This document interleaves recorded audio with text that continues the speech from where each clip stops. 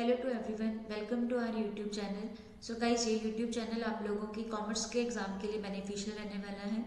तो यहाँ पर मैं आप लोगों के साथ में एक सीरीज स्टार्ट कर रही हूँ, जहाँ पर मैं आप लोगों के साथ में इम्पोर्टेंट क्वेश्चंस को डिस्कस करूंगी हर यूनिट के। तो आज हम लोग अकाउंट्स के यूनिट को कवर करेंगे।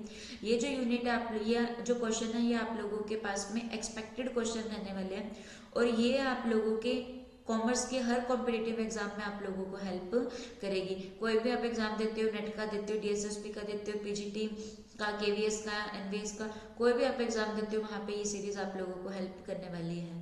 तो स्टार्ट करते हैं हमारी सीरीज के साथ में। So here is a first question, which one of the following job check accounting in ledger and financial statement. तो क्या इनमें से फाइनेंशियल ऑडिट, मैनेजमेंट या बजट एनालिसिस क्या जॉब चेक करती है? चेकिंग का काम कहाँ पर होता है? आप सबको पता है चेकिंग का काम कहाँ पर होता है। ऑडिटिंग के अंदर क्या होता है? चेकिंग का काम होता है। ऑडिट के अंदर क्या किया जाता है? चेक किया जाता है जो भी फाइनेंशियल स्टेटमेंट्स प्रिपेयर की जाती है, जिसके अंदर हम लोग क्या क्या प्रिपेयर करते हैं। फाइनेंशियल स्टेटमेंट्स के अंदर बैलेंस शीट को प्रिपेयर किया जाता है, इसके अंदर हम लोग ट्रेडिंग अकाउंट को प्रिपेयर करते हैं, और इसके अंदर हम लोग क्या प्रिपेयर करते हैं? प्रॉफिट एंड लॉस अकाउंट को क्या करते हैं? प्रिपेयर करते हैं। ओके जी, तो ये आप लोगों के पास में क्या रहते हैं? फाइनेंशियल स्टेटमेंट्स होती हैं। तो जो ऑडिट होता है वो क्या करता है? चेक करता है किसको? अकाउंटिंग को, लेजर के अंदर एंड फाइनेंशियल स्टेटमेंट के अंदर। बजट आप लोगों को पता है क्या होता है? बजट जो रहता है वो किसके लिए? ये क्वांटिटेटिव नेचर का आप लोगों के पास में रहता है। ओके, और ये आप लोगों के पास में फ्यूचर पीरियड के लिए प्रिपेयर किया जाता है। और एक क्वेश्चन ये भी आता है आप लोगों का, बजट किस तरीके का प्लान होता है? तो ये आप लोगों के पास में क्या होता है? एक सिंगल यूज प्लान होता है। ठीक है, मतलब कि जो एक ही बारी आप लोगों के पास में यूज होता है। ठीक है जी, क्लियर हो गया? तो यहाँ पे करेक्ट आंसर क्या है? Audit. So move to the next question, the process of accounting is needed to. Accounting जो रहता है ये आप लोगों के पास में क्या होती है? अकाउंटिंग एक आर्ट होती है, ट्रांजेक्शन को आइडेंटिफाई करने की, मेजर करने की, रिकॉर्ड करने की, एनालाइज करने की। ओके, और ये आप लोगों को ये क्लियर होना चाहिए कि जो अकाउंटिंग होता है वो केवल क्वांटिटेटिव इंफॉर्मेशन के ऊपर क्या करता है? फोकस करता है। Only focus on quantitative information. Qualitative को यहाँ पे टोटली इग्नोर किया जाता है। तो ये किस लिए नीडेड होता है? To take a holiday, assisted decision making, invest startup of a business, track the management. तो अकाउंटिंग की जो प्रोसेस होती है ये हम लोगों के पास में कहाँ पे हेल्पफुल रहती है? हॉलीडे के लिए नहीं रहेगी, बाकी सबके लिए रहेगी। तो सेकंड, थर्ड और फोर्थ आप लोगों के पास में हो जाएगा। सो option number D is your correct answer. और ये भी आप लोगों को पता होना चाहिए, अकाउंटिंग की काफ़ी सारी ब्रांचेस होती हैं हम लोगों के पास में। एक हम लोगों के पास में फाइनेंशियल अकाउंटिंग रहती है। ओके, एक इस तरीके से हम लोगों के पास में कॉस्ट अकाउंटिंग होती है, जहाँ पे कॉस्ट को फाइंड आउट किया जाता है। एक हम लोगों के पास में क्या रहती है? मैनेजमेंट अकाउंटिंग रहती है, जो हम लोगों के पास में जहाँ जो डिसीजन मेकिंग में हेल्प करती है। तो डिसीजन मेकिंग में मैनेजमेंट अकाउंटिंग हेल्प करती है। Move to the next question, which one of the following describe the practical framework of book keeping. तो बुक कीपिंग क्या होता है? एक नैरो कंसेप्ट होता है, ठीक है, और अकाउंटिंग जो रहता है वो एक वाइड कंसेप्ट होता है। ओके, तो बुक कीपिंग जो रहता है वो नैरो कंसेप्ट होता है, और किसके द्वारा किया जाता है? लोअर लेवल स्टाफ के द्वारा किया जाता है। ओके, लेकिन जो अकाउंटिंग होता है ये आप लोगों के पास में क्या रहता है? जो अकाउंटिंग होता है इसका स्कोप जो रहता है ये आप लोगों के पास में क्या रहता है? काफ़ी ब्रॉड नेचर का ये हम लोगों के पास में होता है। हायर लेवल के ऊपर इसको, हायर लेवल का जो स्टाफ होता है वो इसको परफॉर्म करता है। ठीक है जी, और ये आप लोगों को क्लियर होना चाहिए। और जहाँ पर बुक कीपिंग एंड होती है, where the book keeping end, ये भी आप लोगों के पास में आता है क्वेश्चन। जहां पर आप लोगों के पास में क्या रहता है? बुक कीपिंग क्या होती है? एंड होती है, वहां पर अकाउंटिंग क्या होती है? स्टार्ट होती है। There accounting start. ओके, जहां बुक कीपिंग खत्म हुई वहां अकाउंटिंग स्टार्ट हो जाएगी। ओके जी, तो बुक कीपिंग में जस्ट ट्रांजेक्शन को क्या किया जाता है? हम लोग क्लासिफाई करते हैं, रिकॉर्ड करते हैं और समराइज करते हैं। रिपोर्टिंग, एनालाइजिंग और इंटरप्रिटेशन ये आप लोगों के पास में हायर लेवल के अंदर किसके अंदर आ जाएगा? अकाउंटिंग के अंदर आएगा। Okay, done. तो ये भी आप लोग को पता होना चाहिए, ट्रांजेक्शन को रिकॉर्ड कहाँ पे किया जाता है? तो हम लोग, तो the answer is option number A. The transaction को रिकॉर्ड कहाँ पे किया जाता है, तो जो रिकॉर्डिंग होती है वो कहाँ पे की जाती है ट्रांजेक्शन की। अगर बिजनेस जो है वो स्मॉल नेचर का है तो जर्नल के अंदर ट्रांजेक्शन को रिकॉर्ड किया जाता है। ओके, और अगर हाई लेवल का बिजनेस है तो स्पेशल बुक्स को क्या किया जाता है, प्रिपेयर किया जाता है, जिसमें हम लोगों के पास में परचेज बुक आती है, सेल्स बुक आती है, जिनको हम लोग सब्सिडरीज बुक का भी नेम बोलते हैं। सब सीड्रीज बुक आप लोगों के पास में ये रहती है, purchase book, cell book, purchase return, cell return. Okay, और क्लासिफिकेशन कहाँ पर होता है, लेजर के अंदर होता है, फिर ट्रांजेक्शन को समराइज किया जाता है। Move to the next question. कौन सा प्रिंसिपल, अकाउंटिंग के काफी सारे प्रिंसिपल है तो अज्यूम करता है कि बिजनेस जो रहेगा वो लंबे समय तक कंटिन्यू रहेगा। इसी वजह से हम लोग क्या करते हैं, कैपिटल एक्सपेंडिचर करते हैं कि ये हम लोगों को बेनिफिट मिलेगा लॉन्ग टाइम के लिए। या फिर डेप्रिसिएशन का भी कंसेप्ट आता है जहाँ पे हम लोग क्या करते हैं, जो भी एसेट होती है उसको हम लोग आगे आने वाले कुछ सालों में राइट ऑफ करते हैं, है ना। तो इसी के करके हम लोग की बिजनेस हमारा लंबे समय तक चलेगा। तो ये कौन सा कंसेप्ट कहता है, historical cost concept, predictive concept, objectivity और गोइंग कंसर्न। तो ये आप लोगों के पास में कौन सा कंसेप्ट कहता है, गोइंग कंसर्न कंसेप्ट हम लोगों के पास में होता है। आप लोग कमेंट बॉक्स में बताइएगा कि आप लोगों को कितने क्वेश्चंस करेक्ट हैं। ओके, जो हिस्टोरिकल कॉस्ट होता है ये जो होता है ये क्या कहता है कि जो भी ट्रांजैक्शन को रिकॉर्ड करना है वो हिस्टोरिकल प्राइस के ऊपर करना है, पास्ट प्राइस के ऊपर करना है, ठीक है। ऑब्जेक्टिविटी क्या कहते हैं, अकाउंट्स कैसे होने चाहिए, ऑब्जेक्टिव होने चाहिए। ऑब्जेक्टिविटी का मतलब क्या होता है, जहां पे कोई भी बायसनेस का कंसेप्ट नहीं होता है, ठीक है। अब ये एक चीज आती है कि देखो हम लोग ये कह रहे हैं कि बिजनेस लंबे समय तक चलेगा। ओके, तो क्या प्रॉफिट और लॉस का भी पता हम लोग एंड में करेंगे, नहीं। उसके लिए आप लोगों के पास में क्या रहता है, एक प्रोडक्टिव कंसेप्ट रहता है, जिसमें क्या किया जाता है कि टाइम पीरियड के अंदर हम लोग अपना बैलेंस शीट और प्रॉफिट एंड लॉस अकाउंट को प्रिपेयर करते हैं। और जनरली कब प्रिपेयर किया जाता है, 1 ईयर में प्रिपेयर किया जाता है। Next question, which one of the following user assess the attractiveness of investing in A business. तो कौन जो है वो असेस करेंगे बिजनेस के अंदर इन्वेस्ट करते हैं वक्त, tax authority, financial analyst, bank employees. तो कौन असेस करते हैं, फाइनेंशियल एनालिस्ट हेल्प करते हैं। नेक्स्ट क्वेश्चन, अकाउंटेंट जो रहते हैं वो किसको यूज करते हैं, गैप को। भाई गैप की फुल फॉर्म इंपॉर्टेंट है, हर जगह पे पूछी जाती है तो इसको याद रखिएगा।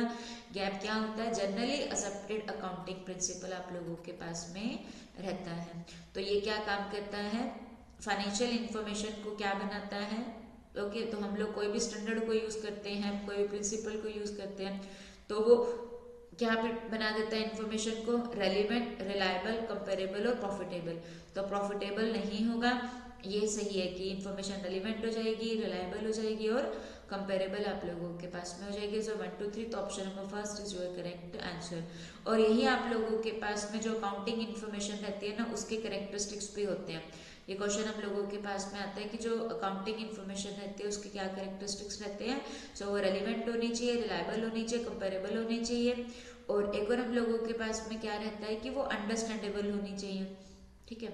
Next question, one of the detail rule use to record the business transaction.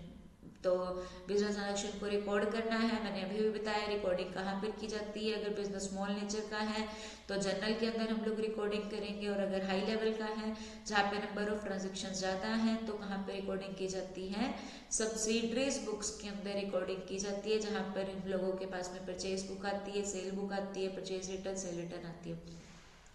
तो रूल क्या है बिजनेस ट्रांजेक्शन को रिकॉर्ड करने का, तो that is the double entry book keeping. Double entry rule होता है कि जो भी ट्रांजेक्शन डेबिट हुई है तो उसी के इक्वल हम लोगों के पास में क्या होता है, क्रेडिट होता है, ठीक है। ऑब्जेक्टिविटी कंसेप्ट क्या कहता है कि कोई भी बायसनेस हम लोगों के पास में नहीं रहनी चाहिए। एक्यूरल कंसेप्ट क्या कहता है, दो कंसेप्ट होता है, कैश और एक्यूरल। कैश कहता है कि जब कैश आए या जाए तो ट्रांजेक्शन को रिकॉर्ड करना है, बट एक्यूरल क्या कहता है, जैसे ही ट्रांजेक्शन अकर हो जाए तो उसको क्या कर लिया जाए, रिकॉर्ड कर लिया जाए। गोइंग कंसर्न, बिजनेस लंबे समय तक चलेगा। Next question, which one of the following highlight the correct order of stages in the accounting cycle. तो अकाउंटिंग साइकिल की स्टेजेस क्या होती है उसको हम लोगों ने बताना है। तो देखते हैं क्या होती है। तो सबसे पहले क्या लिखा हुआ है, journalising, final accounts. Final accounts तो लास्ट में प्रिपेयर होंगे तो ये आप लोगों के पास में नहीं रहेगा। जर्नलाइज सबसे जर्नलाइजिंग का मतलब क्या होता है, ट्रांजेक्शन को रिकॉर्ड करना, और कहाँ पे किया जाता है, जर्नल में रिकॉर्ड किया जाता है। फिर उसकी लेजर के अंदर पोस्टिंग की जाती है, जिसको हम लोग क्या कहते हैं, क्लासिफिकेशन कहते हैं। फिर क्या किया जाता है, ट्रायल बैलेंस को प्रिपेयर करते हैं, जिसके अंदर हम लोग क्या बोलते हैं कि हम लोग ट्रांजेक्शन को क्या कर रहे हैं, समराइज करते हैं। ओके, और ट्रांजेक्शन को रिकॉर्ड किया जाता है, मेजर करते हैं और क्लासिफिकेशन करते हैं, समराइज करते हैं, और फिर फाइनल अकाउंट्स को प्रिपेयर किया जाता है, जिसमें बैलेंस शीट आती है, प्रॉफिट एंड लॉस अकाउंट आता है।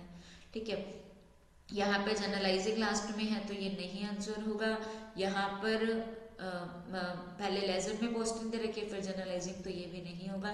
सो option number B is your correct answer. ये प्रोसेस बहुत इंपॉर्टेंट है। सबसे पहले ट्रांजेक्शन को रिकॉर्ड किया जाता है जर्नल के अंदर, फिर लेजर के अंदर पोस्टिंग होगी, then after trial balance prepare किया जाएगा, और फिर फाइनल अकाउंट्स को प्रिपेयर किया जाएगा। Move to the next question. Which one of the following company has to pay the corporate tax? तो टैक्स आप लोगों को पता क्या होता है, टैक्स जो रहती है वो एक कंपल्सरी पेमेंट होती है। भी क्वेश्चन आता है कि टैक्स वॉलेंटरी होता है या कंपल्सरी होता है, तो it is a compulsory payment होती है। ठीक है, तो किसको टैक्स पे किए, कौन टैक्स पे करता है, कौन सी कंपनी टैक्स पे करती है, कोऑपरेटिव सोसाइटी, एलएलपी, पार्टनरशिप और सोल ट्रेडिंग। तो सोल ट्रेड जहाँ पे सिंगल बिजनेस वर्क करता है, पार्टनरशिप जहाँ पे मिनिमम 2 पार्टनर होता है, मैक्सिमम कितने रहते हैं, मैक्सिमम की लिमिट जरूर याद रखिएगा, पहले 10 और 20 थी, लेकिन अब कंपनीज एक्ट 2013 के अकॉर्डिंग ये मैक्सिमम आप लोगों के पास में कितने हैं, 50 है। ठीक है, एलएलपी लिमिटेड लायबिलिटी, तो इनमें से कौन टैक्स पे कर रहा है, एक LLP limited liability company, LLP जो है वो टैक्स पे करती है। ओके, नेक्स्ट क्वेश्चन, इनमें से किसकी अनलिमिटेड लायबिलिटी रहती है। अनलिमिटेड लायबिलिटी का मतलब हम लोगों के पास में क्या रहता है कि हमारे जो पर्सनल एसेट्स है, जो ऑनर की पर्सनल एसेट्स है, उसके ऊपर भी क्या किया जा सकता है, टेक ओवर किया जा सकता है। तो अनलिमिटेड लायबिलिटी किसकी होती है, तो कहाँ पर होती है, सोल ट्रेडिंग कंपनी के अंदर एक पर्सन अकेला ऑनर होता है, तो यहाँ पर हम लोगों के पास में क्या रहती है, अनलिमिटेड लायबिलिटी रहती है। In the case of loss उसकी पर्सनल एसेट को भी कवर किया जा सकता है। कोऑपरेटिव सोसाइटी में हम लोगों के पास में क्या रूल होता है, 1 मैन 1 वोट का रूल हम लोगों के पास में यहाँ पर रहता है। कोऑपरेटिव सोसाइटी का क्या रूल रहता है हम लोगों के पास में, 1 मैन 1 वोट का रूल हम लोगों के पास में होता है। ठीक है, तो कौन सी कंपनी किसके अंदर अनलिमिटेड लायबिलिटी होती है, तो सोल ट्रेडिंग के अंदर ही अनलिमिटेड होती है। बाकी के अंदर तो कोऑपरेटिव सोसाइटी में 1 मैन 1 वोट लिमिटेड होता है, एलएलपी के अंदर तो नेम से क्लियर लिमिटेड होता है, और कंपनी में भी लायबिलिटी क्या रहती है, लिमिटेड होती है। Okay, next question, trading account and profit and loss account, जिसको हम लोग क्या कहते हैं, दोनों को कलेक्टिवली एक नाम दिया जाता है, that is called the income statement. Okay, एक ये हम लोगों के पास में क्या बताती है, प्रॉफिटेबिलिटी पोजीशन के बारे में बताती है। ये हम लोगों के पास में क्या होती है, फॉर द ईयर एंडेड होती है। जो बैलेंस शीट होती है वो आप लोगों के पास में क्या होती है, एज ऑन होती है, मतलब कि एक डेट के ऊपर प्रिपेयर उसको किया जाता है। लेकिन ट्रेडिंग और profit and loss account for the year ended होता है, तो इसको क्या कहा जाता है, इनकम स्टेटमेंट कहा जाता है। बैलेंस शीट क्या शो करती है, फाइनेंशियल पोजीशन को शो करती है। याद रखिएगा, जो बैलेंस शीट होता है वो आप लोगों के पास में क्या होता है, स्टेटमेंट ऑफ फाइनेंशियल पोजीशन होता है। कैश फ्लो कैश के इनफ्लो एंड आउटफ्लो को बताती है, जिसके आप लोगों के पास में इसके ऊपर क्या अप्लाई होता है, AS3 अप्लाई होता है। और 3 तरीके की एक्टिविटीज होती हैं कैश फ्लो के अंदर इनफ्लो एंड आउटफ्लो की, दैट इज हम लोगों के पास में क्या क्या होती हैं, cash flow from operating activities, cash flow from investing activities and cash flow from financing activities हम लोगों के पास में रहता है। तो इनफ्लो एंड आउटफ्लो होता है। जो ट्रायल बैलेंस होता है ये आप लोगों के पास में किस में हेल्प करता है, समराइजिंग करता है ट्रांजैक्शन के, जिसके अंदर debit is equal to credit होता है। और अगर डेबिट और क्रेडिट इक्वल नहीं आते हैं तो कहाँ पे, तो क्या ओपन किया जाता है, सस्पेंस अकाउंट ओपन किया जाता है। Okay, move to the next question, the element of accounting equation. तो जो अकाउंटिंग इक्वेशन रहती है जो हम लोगों के पास में क्या होती है, फेमस इक्वेशन है, assets is equal to capital plus liability हम लोगों के पास में रहता है। Asset is equal to capital plus liability, ये हम लोगों के पास में रहता है। तो इसमें क्या क्या एलिमेंट हो गए, एसेट्स हो गई, लायबिलिटी हो गई, और क्या रह गया, कैपिटल हो गया। तो 1, 2 and 4, option number B is your answer. Okay, ये जरूर याद रखिएगा। और अगर कैपिटल को फाइंड आउट करना हो तो हम लोगों के पास में क्या आ जाएगा, एसेट्स माइनस लायबिलिटी हम लोगों के पास में आ जाएगा। क्या आ जाएगा, एसेट्स माइनस लायबिलिटी आ जाएगा। और अगर हम लोगों ने लायबिलिटी को फाइंड आउट करना है तो हम लोगों के पास में क्या आ जाएगा, एसेट्स माइनस कैपिटल आ जाएगा। ओके, नेक्स्ट क्वेश्चन, तो B answer is the correct answer. Next question, इसमें से कौन सी जो है वो एसेट्स हैं। एसेट्स क्या होती है, जो हमारी होती है, जिसके ऊपर हम लोग अपना अधिकार जमाते हैं, वो हमारी क्या होती है, एसेट होती है, जो हमारे पोजेशन में होती हैं। ओके, तो इसमें से कौन कौन सी एसेट है, कुछ चीजें एसेट होती हैं, कुछ कैपिटल और कुछ लायबिलिटी। कैपिटल क्या होता है, जो पैसा प्रोपाइटर लगाता है, ऑनर जो पैसा बिजनेस के अंदर लगाता है, उसको हम लोग क्या कहते हैं, कैपिटल कहते हैं। और अगर कहीं बाहर से ऑब्टेन किया जाता है तो वो सभी आप लोगों के पास में क्या बन जाती है, लायबिलिटी बन जाती है। तो एसेट क्या है, cash and cash at bank, ये एसेट है। लैंड एंड फिक्चर एसेट है। लोन और क्रेडिटर, ये हम लोगों के पास में लायबिलिटी आ जाता है। ओके, मॉर्गेज लोन जो है वो लायबिलिटी है, ठीक है, बट डेटर जो है ये क्या है, एसेट्स है। बट इसके अंदर दूसरा ऑप्शन सही नहीं है, तो 1 एंड 2 ही जाएगा। तो option number A is our correct answer. Assets काफी सारे टाइप की होती है। जिन एसेट्स को हम लोग विद इन 1 ईयर कैश में कन्वर्ट नहीं कर सकते हैं, वो आप लोगों के पास में क्या रहती हैं, नॉन करंट एसेट्स होती हैं। और जिसको विद इन 1 ईयर कैश में कन्वर्ट किया जाता है, ये हम लोगों के पास में क्या होती हैं, करंट एसेट्स होती हैं। Okay, move to the next question. टीसिंग की एसेट और जो लायबिलिटी है वो आप लोगों के पास में क्या है, ये दे रखी है। हम लोगों को कैपिटल बतानी है, तो अभी अभी हम लोगों ने फॉर्मूला पढ़ा था, कैपिटल को फाइंड आउट करने का फॉर्मूला हम लोगों के पास में क्या रहेगा, दैट इज एसेट्स माइनस में लायबिलिटी हम लोगों के पास में होता है। ओके जी, तो एसेट्स को हम लोग फाइंड आउट करेंगे। तो एसेट्स में हम लोगों के पास में क्या क्या आएगा, दैट इज मशीनरी आएगी हम लोगों के पास में। कैश इन हैंड हम लोगों के पास में आएगा। लैंड एंड बिल्डिंग को इंक्लूड किया जाएगा। बैंक लोन जो है वो हम लोगों के पास में लायबिलिटी बन जाएगा।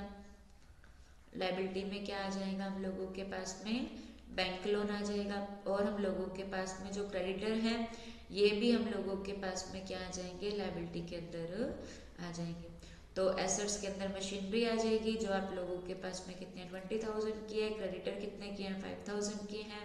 और जो लैंड एंड बिल्डिंग है, ये हम लोगों के पास में कितने की है, 2 लाख की है। तो ये आप लोगों के पास में कितना रह गया, 2,70,000 हो जाएगा।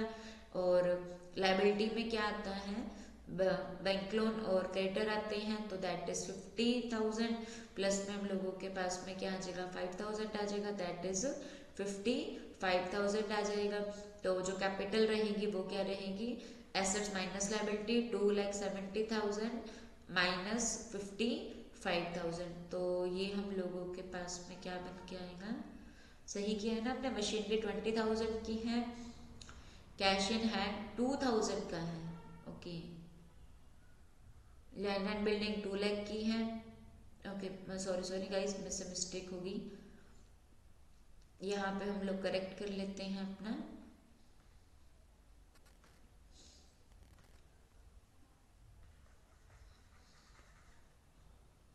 वेट,